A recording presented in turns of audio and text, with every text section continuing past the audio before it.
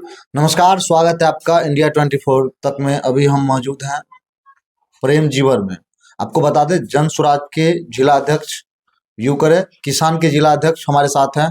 हम इनसे बातचीत करना चाहेंगे कि जन स्वराज जो है इस बार की जो है विधानसभा चुनाव में आपकी जो दावेदारी है उसको लेके भी, और चूंकि आपकी जब जन स्वराज की सरकार आती है तो किसानों को किस प्रकार से फायदा मिलेगा, इसके लेके जो है बारीकी से बताने का प्रयास करें। सबसे पहले आपका इंडिया 24 तक में स्वागत है।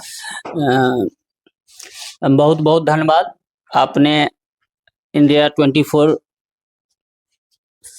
समय निकालकर हमारे पास आने के लिए बहुत बहुत धन्यवाद।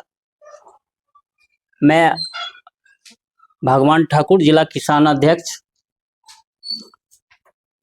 होने के नाते एक बहुत बड़ी जिम्मेवारी प्रशांत जी की ओर से दिया गया है कि किसानों के जो रोड मैप तैयार किया जा रहा है उनके माध्यम 5 बिंदु पर, उसमें एक बिंदु किसानों के हित के लिए भी है, जो कि अहम बिंदु है।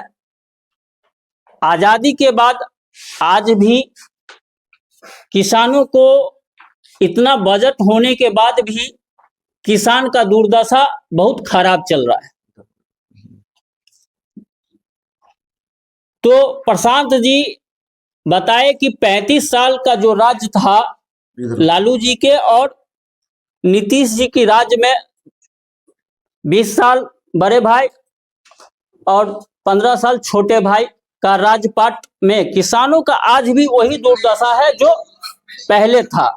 इससे बेटर तो आजादी से पहले था। किसान बहुत खुशहाल थे, गन्ना की खेती होती थी, चीनी मिल थे, बहुत सारे चीज थे। प्रशांत किशोर जी का जो है 5 वादे हैं।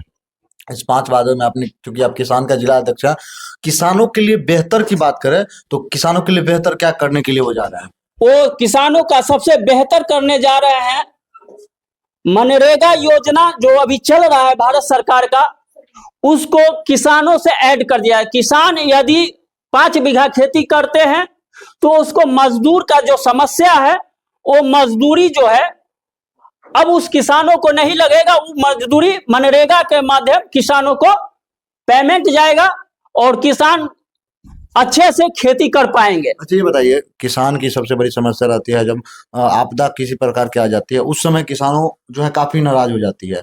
उस स्थिति में क्या आपको लग रहा है कि प्रशांत किशोर जी की जब सरकार आएगी तो किसानों को एकदम खुशहाल के जीवन जो है वो देखने को मिलेगा? देखिए, सरकार का बहुत सारा योजनाएं हैं, सरकार चला रही है, मगर वो पटल पर नहीं चल रहा है। 3 श्रेणी में सरकार किसानों का सबसे बड़ा विंग बनाया है। 3 श्रेणी में वो है एग्रीकल्चर विभाग, कोऑपरेटिव विभाग और नाबार्ड। यह 3 बड़ी बड़ी संस्था है जिसमें करोड़ों करोड़ का बजट होता है। अच्छा, ये बताइए, सबसे बड़ी बात है कि किसानों को सबसे बड़ा समस्या आ जाती है जब वो करते हैं, आर्थिक स्थिति अगर उसका लो हो जाती है तो किसानों के लिए ऋण की सुविधा होती है। क्या जन स्वराज किसानों को ऋण देने का काम करेगी? यस, अभी मैं इसलिए मैं बोला कि मैं दरभंगा जिला का हूं। हमारे यहाँ कोऑपरेटिव बैंक बंद है, कोऑपरेटिव यानी सहकारिता बैंक बंद है। ये जिस 2009-8 से पहले जब बैंक बंद खुला हुआ था तो किसानों के हित के लिए बहुत सारा वरदान साबित हुआ करता था। किसान भटकना नहीं पड़ता था ऋण के लिए, बहुत सस्ता दरों में 4% के दर में किसानों को ऋण मिलता था। लेकिन आज तो किसान दर दर भटक रहा है, लेकिन उसको ऋण की सुविधा नहीं मिल रही है। सरकार का कोई ऐसा बेनिफिट है जो किसान तक नहीं पहुंच जाती है, धरातल तक नहीं पहुंच के बिल्कुल रास्ते में रह जाती है। तो क्या आपको लग रहा है जन स्वराज की अगर सरकार आएगी तो किसानों को फायदा होगा? सबसे पहला, यदि हमारी सरकार आई तो दरभंगा का जो कोऑपरेटिव बैंक है बंद पड़ा।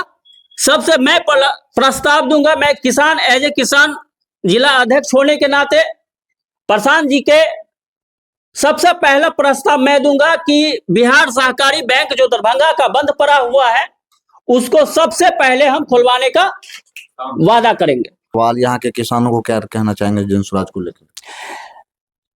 मैं सबसे पहला नंबर अपने दरभंगा जिला के किसानों को मैं संतुष्ट करना चाह रहा हूं कि जो कोऑपरेटिव बैंक 2008 से जो बंद है, यदि हमारी सरकार आई तो मैं बढ़ चढ़ के हिस्सा लेकर उस बैंक को खोलवाने में सबसे बड़ा योगदान मेरा रहेगा। और कोऑपरेटिव के माध्यम जो ऋण मिलती है, जखन ते बैंक खुल जाएगा तो ऋण स्वाभाविक बात है। कोऑपरेटिव बैंक एक ऐसी संस्था है जो भारत का सबसे बड़ी संस्था है, जो विश्व लेवल का एक संस्था है। तो यदि वो हमारी कोऑपरेटिव बैंक बन जाती है तो किसानों को ऋण मुहैया होगी, किसानों को हर प्रकार का सुविधा प्रदान होगी। यही हमसे इतना समय देने के लिए आपका बहुत बहुत धन्यवाद।